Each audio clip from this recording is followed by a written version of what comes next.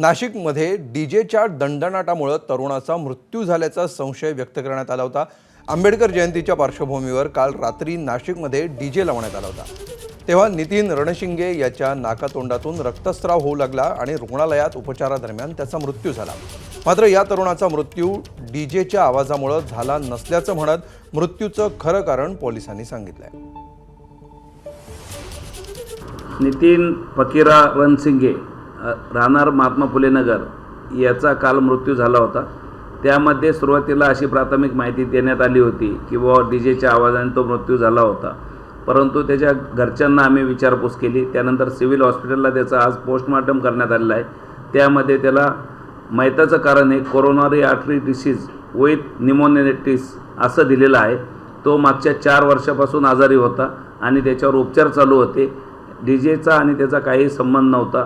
तो काल सकाळपासून तिथं पडलेला होता, त्याच्यामुळे तो त्याच्या मागच्या आजाराने मरण पावलेला आहे। खरी घटना अशी आहे। एबीपी माझा, उघडा डोळे बघा नीट।